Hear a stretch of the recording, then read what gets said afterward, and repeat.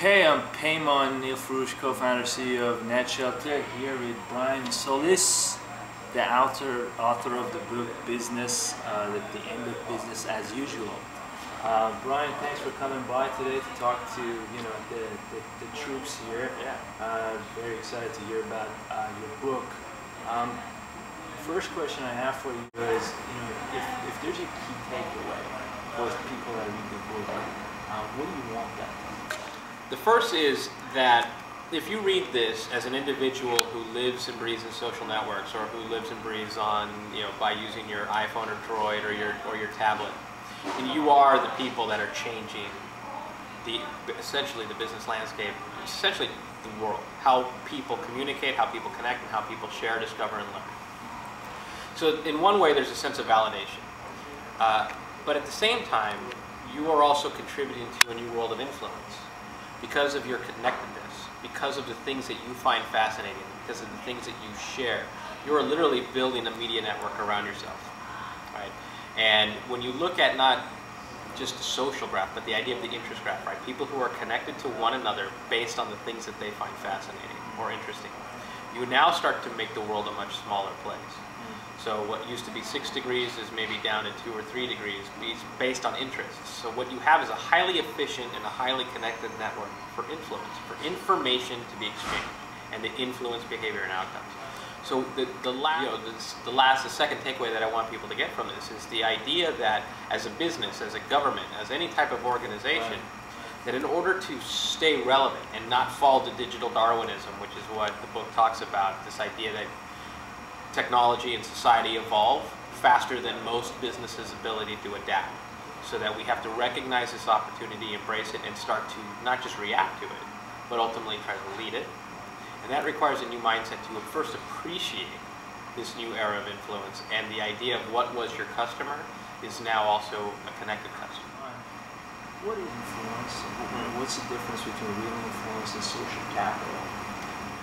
As much as we talk about social networks, I mean, really what we're talking about is sociology and anthropology. We are talking about how cultures emerge, how people connect to one another, and sort of the stature, the hierarchy that emerges as a result, right? So certain people rise in terms of visibility over others, and that becomes sort of social capital. You're standing within a community based on your interactions, your investments within the community, based on how people see you within that community, and there's value in that. And I actually believe that a lot of what we see in terms of scores today, social media scores I should say, is looking at social capital. Influence, on the other hand, well, that's the capacity to cause effect or change behavior. I mean, that is just the bottom line definition of influence. And a score will not tell you to what extent someone can cause effect or change behavior. Just can't. It can tell you that by looking at the pillars of influence, of which social capital is part of this greater discussion, that someone might have the capacity to do something, to impact someone else. And I actually believe that, for example, in your world, working with brands and trying to connect brands with influencers, I believe the true architects of influence are those brands, or at least maybe your strategists, who can help them see the types of outcomes that they can cause or that they can inspire by working with influential individuals. So it's not just about engaging with somebody because they are influential or because they have great social capital or because they have a great score. It's because they represent the ability to do something. So what is that something? And more importantly, is what is that value? Because if you're going to get them to spend their social capital on your behalf, then they must find value in it for them, their audience, to continue to earn, if not grow, that capital. And how do brands look at this? Should they, there are two aspects to it. One is engaging with the influencers. Two is literally leveraging them to influence others. Which one of them is a bigger value, and which one of them is one that you feel is going to win the day at the end of the day? That is a bet I will not take because I think they're both important.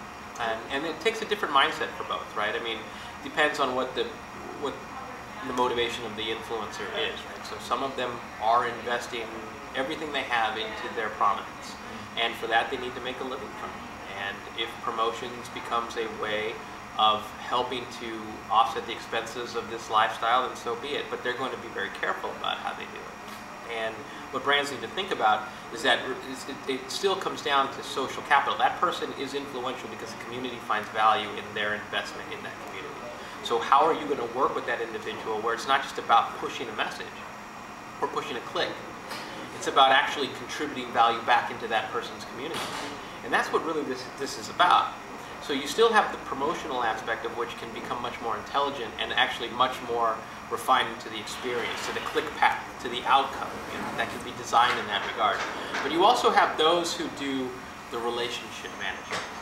Those who work with influencers because when they say something, it has the ability to change things in a way that folks can really appreciate and respect. Do you think there'll ever be an influence-based media company? I mean, other than you guys, in terms of what you're working on, I think there are companies out there today that are creating a unification of influencers around certain topics, and they're looking at ways to connect brands with those voices. I'm not sure yet if this is going to move in a direction where an influence media company emerges, or if it's just a reality of the new era of influence. And if that makes any sense, what I guess I'm saying is that people will recognize that they are appreciated for their ways of investing in a community. That just becomes part of the nature of the community. Certain individuals will rise to greater prominence, of which is why you're in the right space.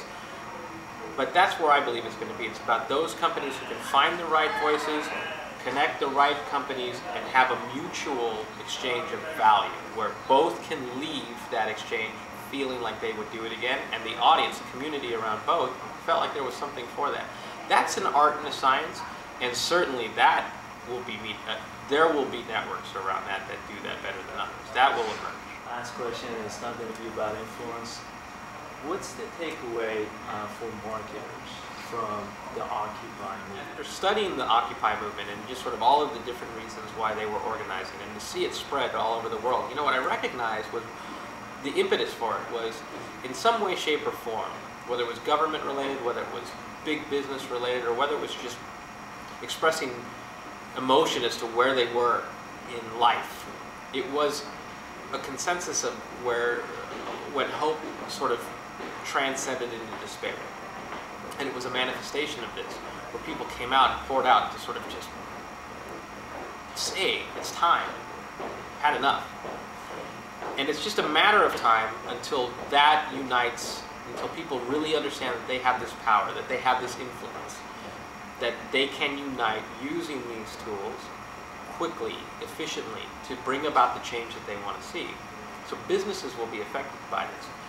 Retail establishments will be affected by this if they don't listen, if they don't pay attention. And so what marketers need to think about is how what people say and do today affect them, right? Technology, society, customer expectations, sentiment, these things are available to us for the first time much easier than they've ever been. We can see what people think, what inspires people, both on the good and the bad side. And we can start to apply that, to be inspired by that, to build better products, better services, better processes, to actually get closer to the customer in a way that's going to make them feel better about being our customer.